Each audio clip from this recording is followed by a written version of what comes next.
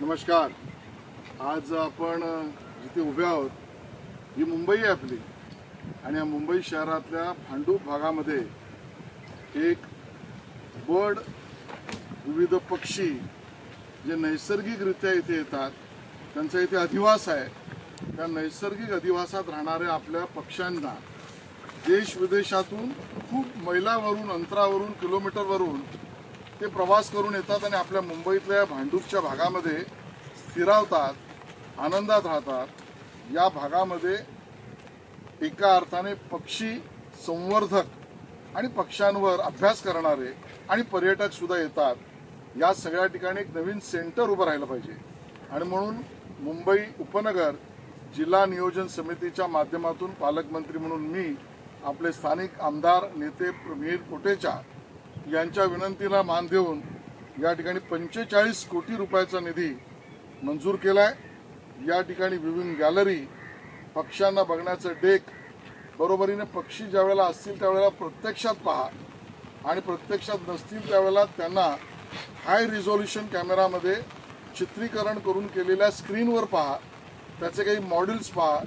बरोबरीने पक्ष्यांबरोबर फ्लेमिंगो सहित 250 वेगवेगळ्या प्रजाती जातीचे पक्षी, विविध पद्धतीचं गवत आणि त्याबरोबर बटरफ्लायज या सगळ्याने पर्यावरणपूरक असा हा विभाग विकसित करणं याच्या कामाला आपण सुरुवात करतो आहोत. आणि म्हणून आपल्या भूमातेला, पर्यावरणाला संरक्षण, जतन आणि सहभागिता करण्याच्या या कामामध्ये माननीय मुख्यमंत्री देवेंद्रजींच्या निर्देशानुसार या उपनगरीय आपल्या असलेल्या विशेष निधीतून या कामाच्या सुरुवातीची पाहणी आज आपण केली. सोबत मिहीर कोटेचा ज्यांच्या संकल्पनेतून होत आहे तेही आहेत, त्यांनाही मी विनंती करतो. मी आमचे पालकमंत्री श्री आशिष शेलारजी यांचा मनापासून आभार व्यक्त करतो. त्यांना मी आज शब्द नाही माझ्याकडे. एकीतर्फे आपण मुलुंड पश्चिम मध्ये बर्ड पार्क बनवतोय आणि इकडे एवढा मोठा नैसर्गिक खजाना आपल्याच विभागामध्ये आहे. आणि ज्यावेळी ही संकल्पना मी आशिषभाईंना मांडली की कशा प्रकारे आपल्याला मायग्रेटरी बर्ड्स 250 पेक्षा जास्त स्पीशीज इकडे येतात आणि हजारो पर्यटक, स्टडी करणारे विद्यार्थी सर्व येतात इकडे. आशिषभाईंना ही संकल्पना खूप आवडली आणि तात्काळ त्यांनी निर्देश दिले की याची पूर्ण एक स्टडी झाली पाहिजे. आणि आज सांगताना आनंद होतो की स्वयं पालकमंत्री ॲडव्होकेट आशिष शेलारजी इकडे आले आणि आज जे काही निर्देश द्यायचे होते ते दिले आणि लवकरात लवकर इकडे कामाची सुरुवात होणार. पर्यटन बरोबर नैसर्गिक संवर्धनचा काम आणि एक eco nature park, bird park इकडे होणार आहे. आणि मुंबईसाठी हे अशा नैसर्गिक खजाना पण आपल्याकडे आहे, हे आज मुंबई बघणार आहे.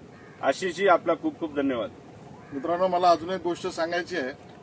जगामध्ये ज्या दुर्मिळ वेटलँड साईट आहेत, ज्याला रामसर वेटलँड साईट म्हणतात, ज्याच्यावर जगाचं लक्ष आहे, जगातल्या विशेषज्ञांचं लक्ष आहे आणि जगातल्या प्राणी आणि पक्षी मित्रांचं लक्ष आहे, अशा जगभरातल्या दुर्मिळ असलेल्या रामसर वेटलँड साईट्समधली आपल्या मुंबईतली, भांडूपमधली ही एक रामसर वेटलँड साईट आहे. हिचं संवर्धन म्हणजेच पर्यावरणाचं संवर्धन, याला मदत म्हणजेच पर्यावरणाचं रक्षक आणि भूमातेची सेवा. आपण सगळे सहभागी व्हा.